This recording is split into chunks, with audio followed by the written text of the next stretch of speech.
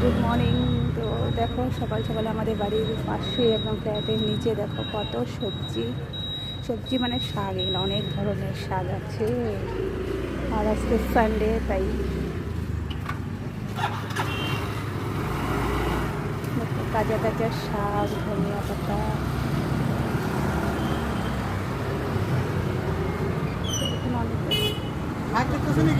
হ্যাঁ, তো দোকানে দাদা বলছে ভালো করে দেখে দিতে। দেখো কত সুন্দর শাক আছে। পুদিনা পাতাও আসলো না, নেওয়ার টাইম নেই।